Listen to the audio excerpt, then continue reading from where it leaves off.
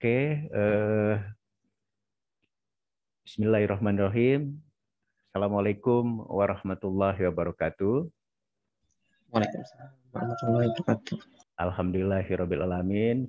Thanks God that today we can meet together, and this is the second meeting, right? It is the second lecturing. So I would like to lecture you. I would like to share you in English, and hopefully you understand what I has been talking about. So last week I have shared with you about how the Western countries, especially the European countries, had come to Indonesian archipelago, not only to Indonesian archipelago but also around the world. To firstly, of course, they voyaging, and then trading, and finally invading the other territory in the world.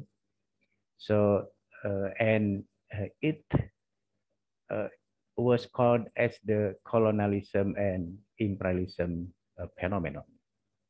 So today I would like to share with you specific event, especially in Indonesian archipelago, when the European nation came to this territory, and then how the Indonesian archipelago people respond to the colonialism and imperialism phenomenon. So I would like to share with you about my what is screen. Okay, share screen. Okay. Okay, this is our subject, our course, Indonesian history in the time of colonialism. So let's we see about how the European nation had come to Indonesian archipelago. Before Indonesia became the official name or the formal name, this area called as the Indian archipelago. Why Indian archipelago? Should be different between the Indian continent or Indian mainland in the west and the Indian what is island or Indian archipelago, because this area, the Southeast area Asia region, affected by the Indian civilization. There's many legacy of the Indian civilization in this area, particularly the Hindu and Buddhist religion. Because of that, Western countries, including the Dutch, the Britain, and others, called this region as the Indian archipelago. Before become the Indonesia, because Indo is India, and then Sia is the island or archipelago. Not Sia in Sundanese, okay? In Sundanese, Sia is you. Okay. So as we know that firstly, the European had come to Indonesian archipelago is for trading, for business matter. And then by diplomacy, by negotiation, finally, most of European country, what is dominate, conquer, and also invade Indonesian archipelago. But personally, the main motive the European countries came to Indian or Indonesian archipelago is for business, for trading. And of course, in the trading, in the business, they want to get the more benefit. Because of that, they try to make the monopoly in the trading so that they can monopolize trading activities in Indian archipelago. Okay, so there's many European countries who had come to this area, this archipelago, and as I have explained you previously that Portuguese and Spain, especially in the 16th, 17th century, become the superpower in trading, in politics in that time. Because of that, these two nations, Portuguese and Spain, they came to the Indian archipelago. They made to the Maluku Island as the center of the spice in the world. And then they try to negotiate, try to trade with the Islamic kingdom in Maluku Island, Ternate Kingdom, Tidore Kingdom, and then they also try to monopolize the spice, what is cloth and people, for example, and then finally they also collaborate, negotiate, and maybe try to dominate the power in Maluku Island between the Portuguese and Spain. And as we know, Portuguese also in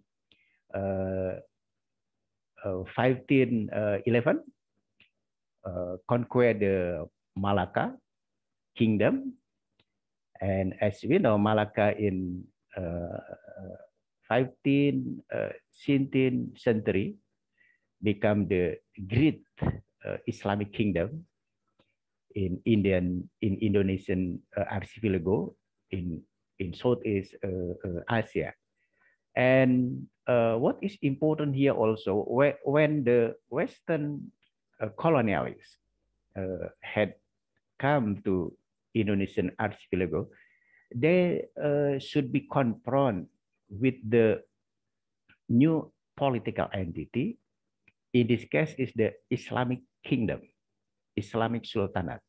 There's many Islamic sultanate, Islamic kingdoms in Indonesian archipelago, in Nusantara, Malacca Kingdom, Aceh Kingdom, Johor, Banten, Cirebon, Demak, what is Islamic kingdom in the Kalimantan, in the South Sulawesi, Makassar Sultanate, in Maluku Island, Ternate, Tidore, in what is Little Sunda Island, Nusa Tenggara, Bima Kingdom, and so on. So I think it is the historical entity, historical fact and reality that when Western countries came to Indonesian archipelago, they should be pressing and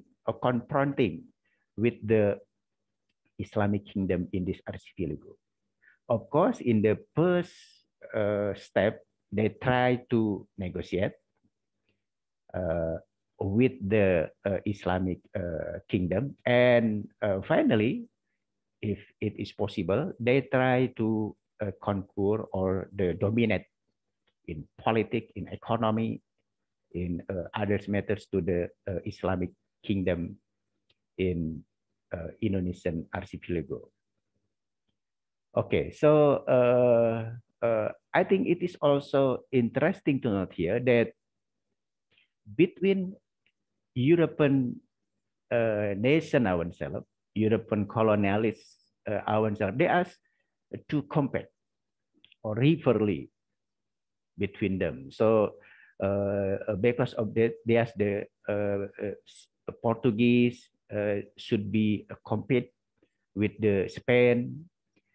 Britain should be compete or rivalry with the Dutch. Britain also should be compared with the France. What is Germany? Finally, also United States of America as the superpower, especially in the 19th and 20th century, also should be compared and rivalry with others European colonial power. And in rivaling or competing between them, so the territory in the world also divided by them. For example, as you know that in Indonesian archipelago, there's the competition between the British power and the Dutch power. So that in Southeast Asia or in the Indian archipelago, the British finally occupied the Malay Peninsula. And what is also interesting here that the Borneo Island or Kalimantan also should be divided between the Britain in the North Kalimantan, in the North Borneo, in the Sarawak and Brunei Darussalam in 19th centuries. Meanwhile, the Dutch colonial get the southern Kalimantan. Also between Britain and the France also compete and rivalry in mainland of Southeast Asia, so that British can get the Malay Peninsula, and then France occupied the Indo-China continent. I think it is also interesting to note here and become the critical question, why the Thai nation, not become the colonial country or not to be colonized by the Western countries. I think it is interesting to answer, because not only Thailand become the border between the French colonialists in the north and the British colonialists in the south, but if we read or study about the history of Thailand, particularly in 18th and 19th century, there's the prominent king in Thailand who tried to following the restoration Meiji in Japan. The name of a prominent king in Thailand is Chulalongkorn, the King Rama V or Chulalongkorn, and his name now become the name of the also prominent university in Bangkok in Thailand, Chulalongkorn University. I think it is one of the factors why Thailand not become the colonial country like the Indonesia, Malaysia, Philippines, and others, because there's the strong king, the strong kingdom in Thailand, who especially the King Rama V or Chulalongkorn king try to copy or following the Restorasi Meiji movement in Japan. And as we know that in the last 19th century, in early 20th century, Japan become the the big power also, and become the advanced or developed country in the world. Okay, so back to colonialism and imperialism phenomenon in Southeast Asia or in the Indonesian archipelago. So there's the what is many European colonialists who finally dominated the Southeast Asia territory. For example, okay, Spain and Portuguese, they are met in the Maluku Island, and then Spain occupied the Philippines in the north, and then Portuguese occupied the East Timor in the south. And then they also negotiate with the Ternate in Tidore Kingdom in Maluku Island for trading, for getting the business, especially in the what is in the spice. Meanwhile, the British or Britain also conquer the India mainland or India territory, and then also finally the Malay Peninsula. Particularly the what is port in Malay Strait with what we call as the Pulau Pinang, Malacca, and Singapore in the Malay Peninsula, occupied directly and governed directly by the British. Meanwhile, in the Malay Peninsula itself, there are many Islamic kingdoms, from the Perlis, from the Kedah, Selangor, and then Pahang, Kelantan, Terengganu, Johor, and there's the some Islamic kingdoms in Malay Peninsula. Of course, the Islamic kingdom in Malay Peninsula, they are not directly occupied or dominated by British, but what we call is the negotiation. And of course, because British become the superpower or the big power in political matters, because of that, many Islamic kingdom in Malay Peninsula also defend on, and always what is need to help from British government, especially in the these three cities: Pulau Pinang, Malacca, Singapore, and so on. So as we know that between British government, British colonial government, and the Dutch colonial government, finally they did or conducted the what is agreement, what we call as the London Agreement in, I think, 19th century,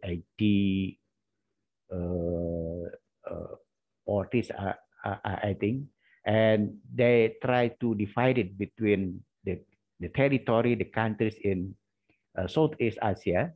So British finally got the Malay Peninsula, the North Borneo. Meanwhile, the Dutch colonialist government get the Sumatra, Southern Kalimantan, Eastern Indonesian territory, and particularly Java Island. I think it is the colonialism and imperialism phenomenon, how they try to what is makes the border between the British colonist government in the north and then the Dutch colonial government in the south. Okay, because Indonesia finally occupied and governed by the Dutch colonial government, I think it is should be now more about the history of the Dutch colonial in Indonesia. Okay, so as we know that the Dutch nation or the Dutchman who personally came to Indonesian archipelago is the Cornelis de Houtman. Cornelis de Houtman had arrived in Banten port in 1596. I think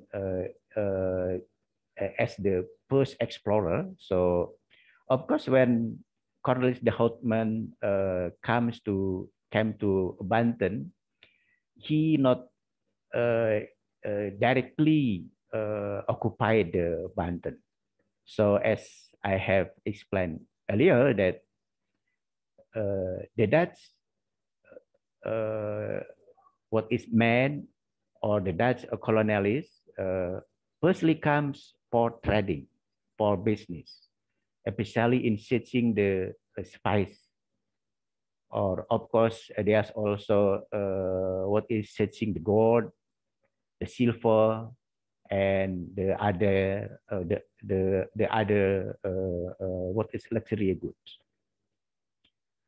And but Cornelis de Houtman, I think it is as the beginner or the first explorer who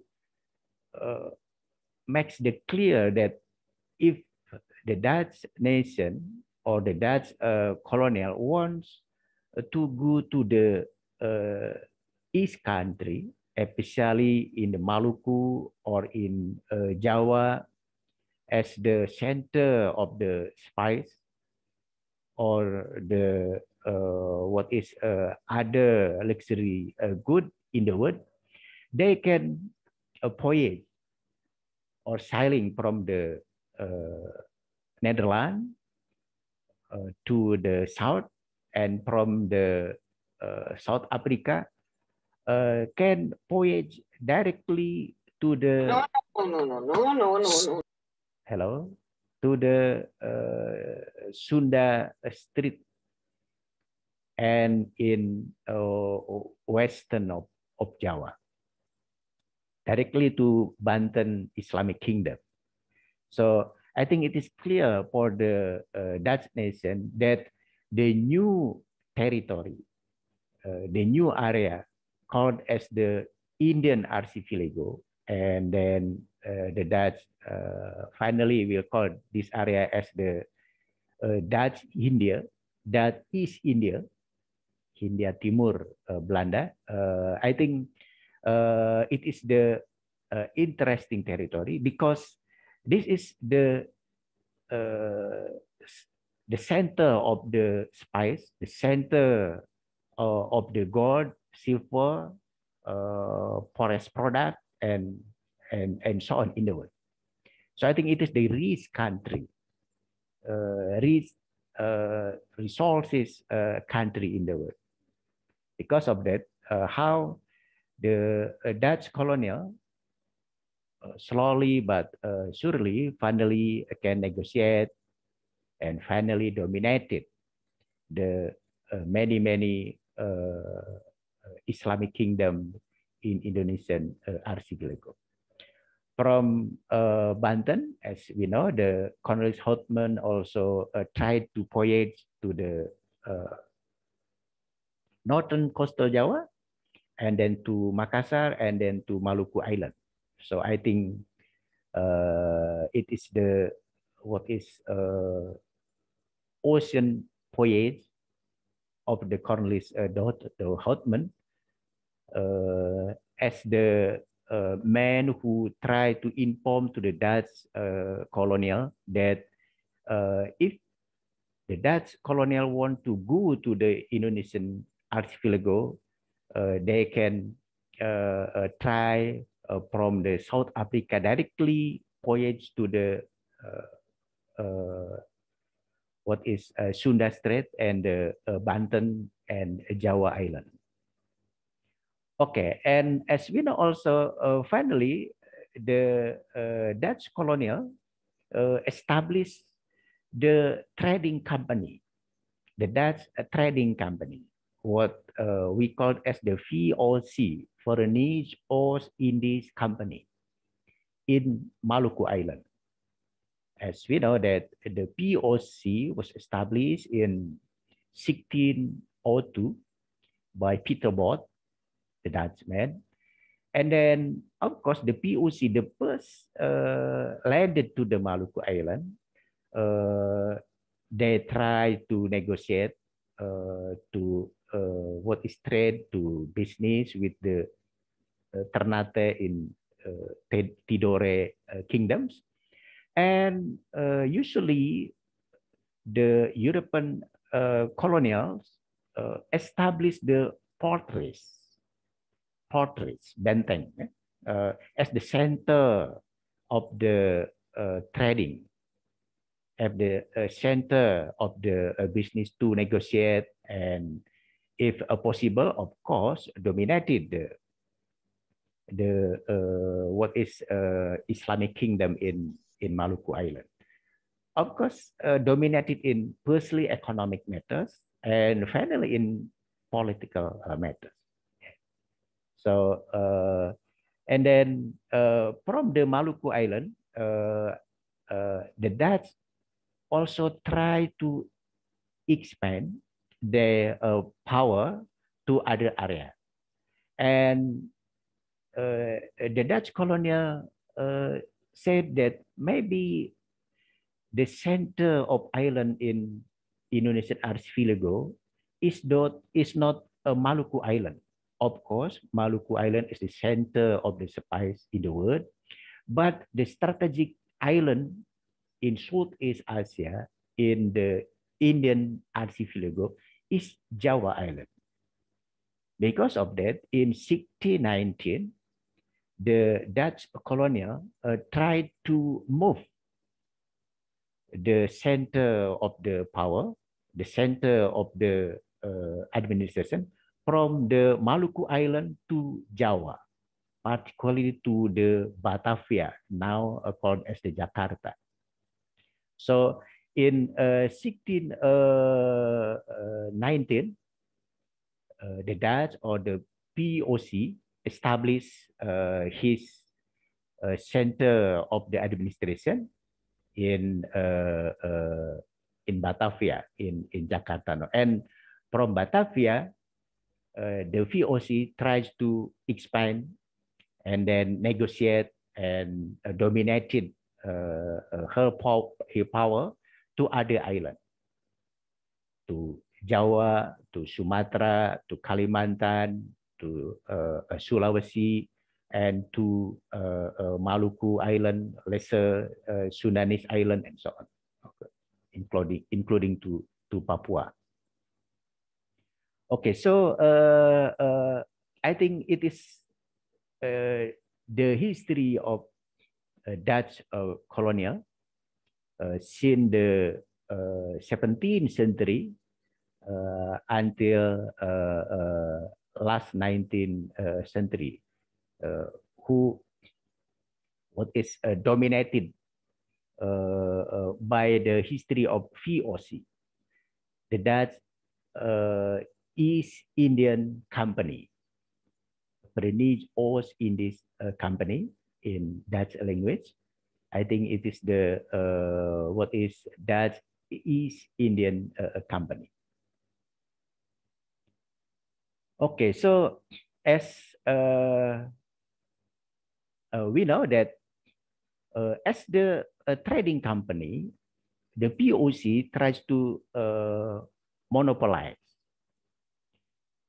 the spice, the what is gold, the silver, and the others product in Indonesian archipelago, because there's many Islamic kingdoms in Indonesian archipelago. Of course, there's also tried to negotiate, and if it is possible, of course, there's interference or what is conquer, invaded the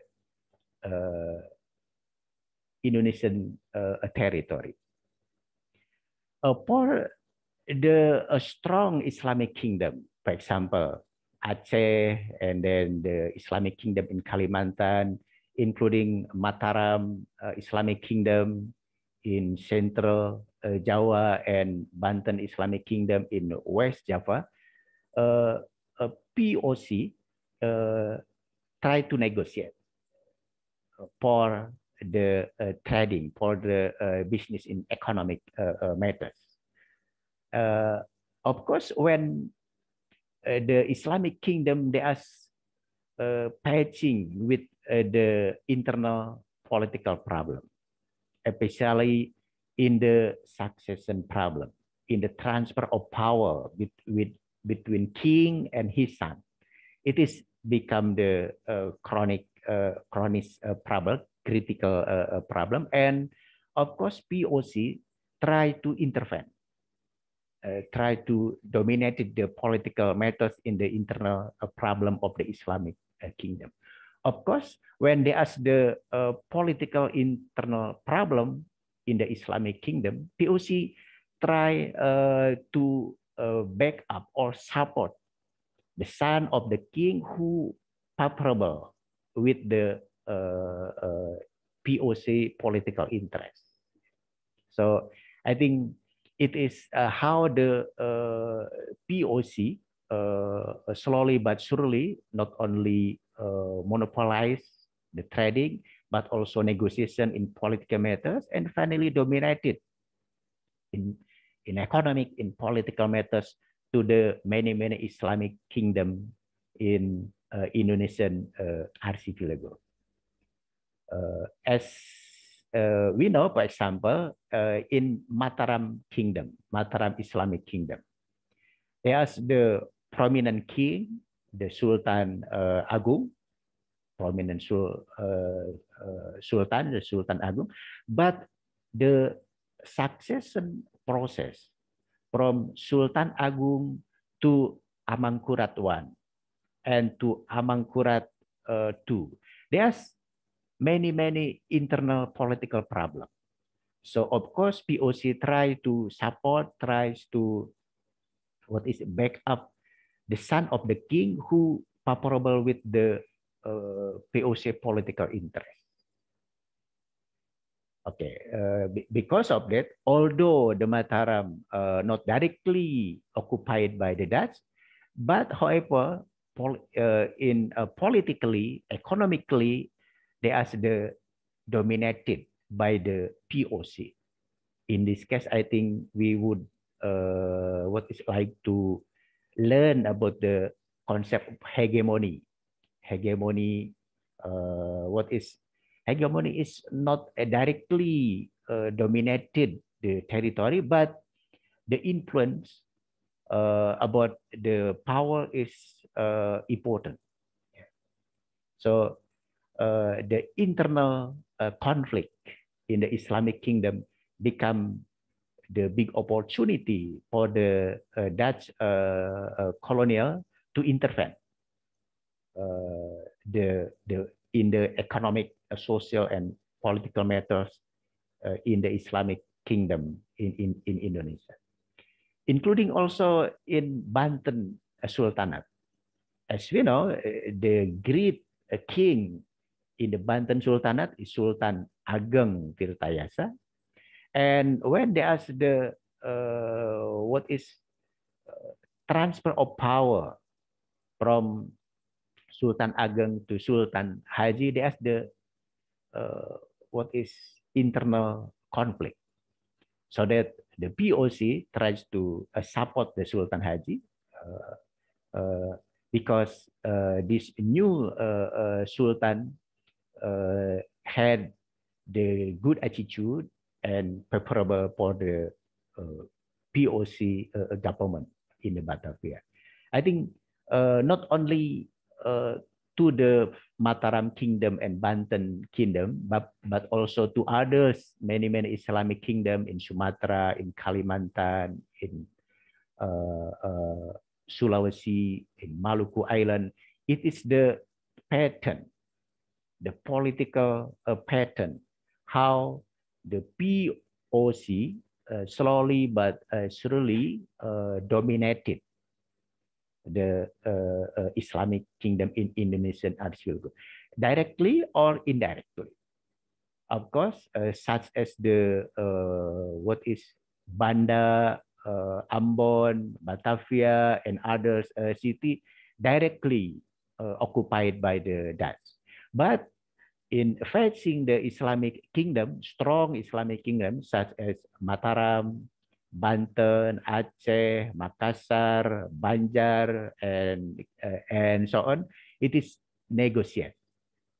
And in this context, we should be learn about the concept of hegemony, domination in politics, social, and economic matters, so that the VOC get the more benefit in this relation between the POC in oneself and the Islamic kingdom in others. So from 17th century until the last, I think, 18th century, this is the story of the successful of the POC in politics, in economy, and so on. Yeah, and as we know that in the last 18th century, 1789 or 1799, POC became bankrupt. Bankrupt, of course, there's the economic problem. The historian said this is the corrupt phenomenon because the corruption and because the abuse of power. Of course, there's also mismanagement, so that in the last 18th century, POC become the bankrupt. And then, of course, as the Dutch trading company owned by state, owned by kingdom, finally in the 18th, 19th century, in the early 19th century, there's the transfer of power from the POC power as the trading company to the Dutch government, to the kingdom of the Dutch in Europe. So I think it is the what is journey of history about the how the Dutch colonial government, firstly through the POC and finally by the Dutch colonial government, try to negotiate and what is dominated in politics, in economy, and in social matters in the Indonesian archipelago. Of course, in Indonesian archipelago, as I have mentioned earlier, there are many Islamic kingdoms from the Western Indonesia to the Eastern Indonesia. But step by step, slowly but surely, this Islamic kingdom also finally dominated and hegemony by the Dutch colonial government. Okay, I think I have shared with you in 40 minutes. So maybe you have another idea, have another opinion about my second lecturing. Because of that, please you make the short comment about your opinion, about your idea, about your historical knowledge in the WhatsApp group. Okay, so there is no question, but you make critical statement. Maybe you agree or disagree by my opinion. So because of that, please you make the short comment. I think it is good idea if you comment also based on the historical sources, maybe comes from books or the article in the journal. Okay, my student, I think it is also as an introduction how especially the Dutch colonial power, the Dutch colonial government, step by step, slowly, but what is surely finally dominated her political power in Indonesian archipelago. So there's no directly confronted between the Dutch power and the Islamic Kingdom Indonesia. If there's the what is big power of Islamic Kingdom, also there's should be negotiate. The negotiation and diplomacy between the Dutch colonial and the Islamic Kingdom. But politically and economically, as I have mentioned earlier in the first lecturing, this is the competition between the different paradigm, between the what is political power based on scientific, logical, and rational matters, confronting or facing with the political power or political system based on not dominated by the logical, scientific, and rational matters. Because of that, the science and technology as a representation of the POC and Dutch colonial power will become the winner comparing with the political system not based on the scientific, logical, and rational matters. Or it is the confronting between modern political power in one hand as the representation of the Western colonialists with the traditional political power as sought by the many Islamic kingdom, not only in Indonesian archipelago, but also around the world.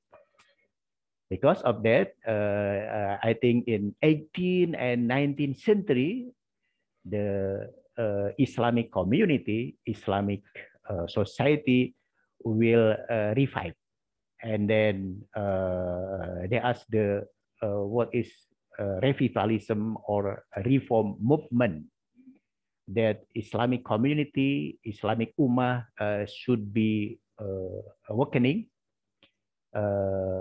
What is because there are maybe the false paradigm, the wrong paradigm, because Islam what is too many accentuate and then stressing to the not rational matters, not logical matters. So I think the history of Islamic revivalism or the reform movement in Islam also they are related with the colonial powers, especially in 17th, 18th, and 19th century. I think it is the my second lecturing. Thank you for your attention. Thank you for your listening about my lecture today. And we will move the lecturing agenda from the Zoom meeting to the WhatsApp group. And I would like to know your short comment in a WhatsApp group. Thank you very much, my student. And let's we close my session today, my lecturing today by saying Hamdalah together.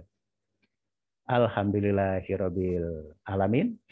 Thank you very much. Wassalamualaikum warahmatullahi wabarakatuh. Waalaikumsalam warahmatullahi wabarakatuh. Okay, so we can back or move or switch to a WhatsApp group. Okay, so I'm waiting your short comment.